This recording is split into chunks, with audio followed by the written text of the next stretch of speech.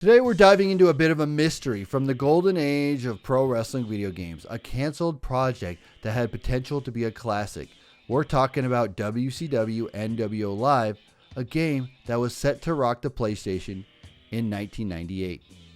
WCW nWo Revenge for the N64 is one of my all-time favorite wrestling video games.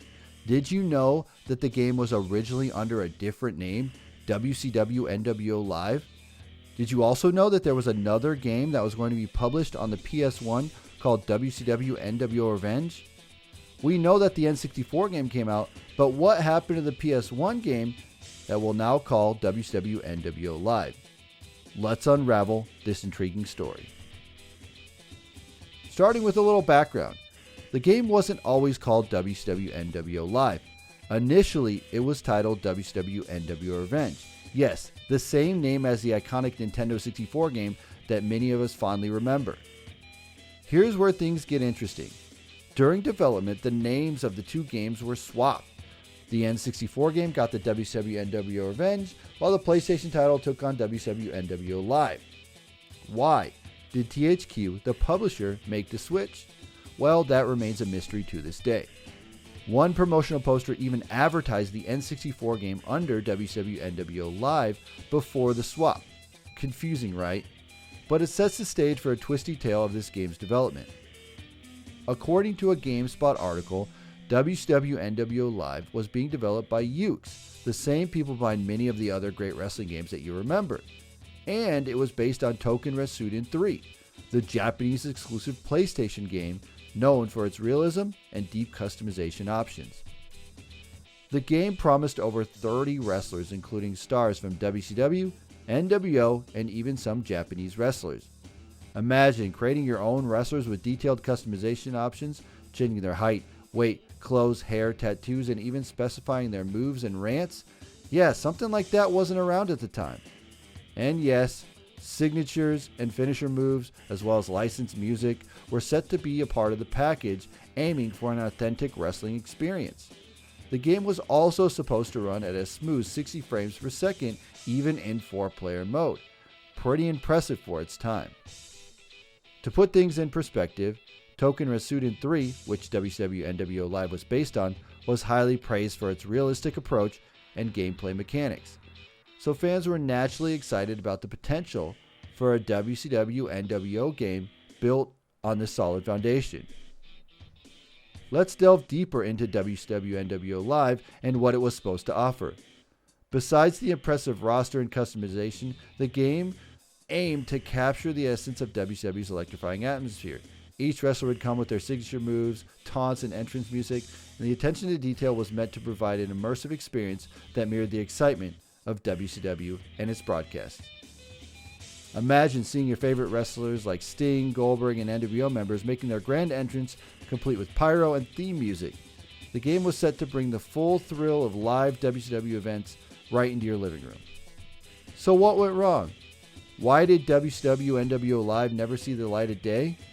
Well, the answer lies in shifting and licensing. During development, THQ decided not to renew its license to publish WCW games.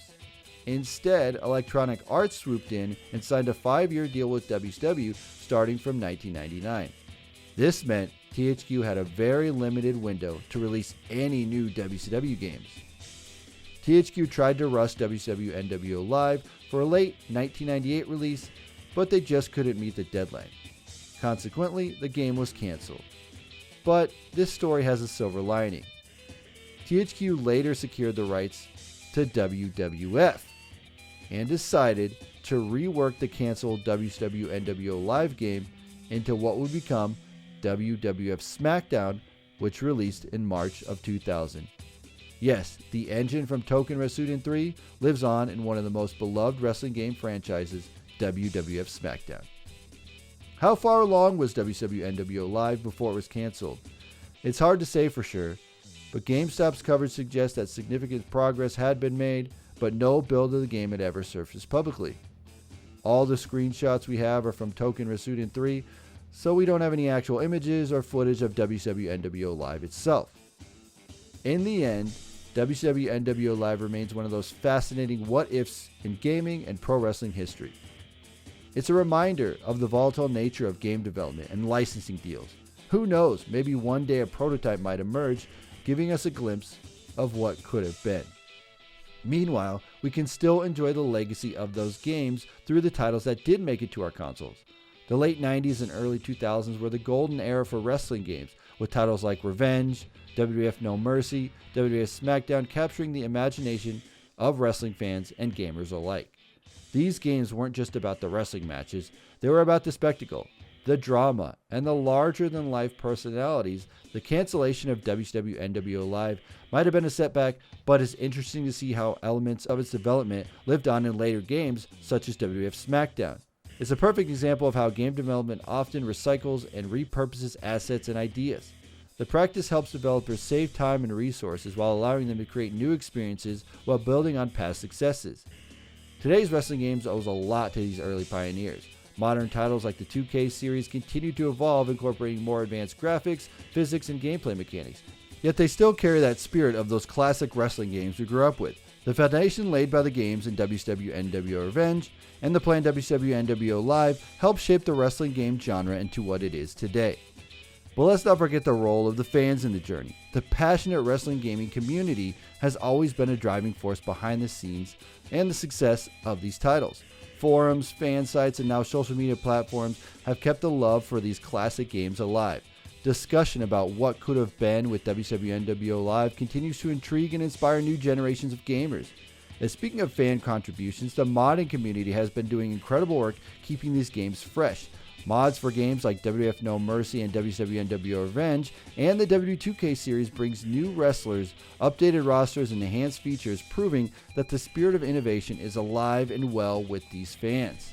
It reminds us of the ever-changing landscape of game development and the enduring passion of pro wrestling fans. These old pro wrestling games are so popular even to this day that many mods are still being made based off of these old engines. WCW games are still being made off the WWF No Mercy engine, and the story of WCW nWo Live to WWF SmackDown is a prime example how the game industry changes so fast and evolves, and transforming potential setbacks into incredible successes. And just think that if they would have rushed WCW nWo Live out the door in 1998, that we may never have gotten WWF SmackDown, or at least the same version of that game. It probably would have looked a lot different. So let me know if you have any other stories or thoughts about WCW nWo Live, WWF SmackDown 1, or any other wrestling games in the comment section below. If you do have any footage or any of that, let me know as well. Well, that's where I'm going to end it today. As always, I'm TonyPizzaGuy. We'll see you in another video.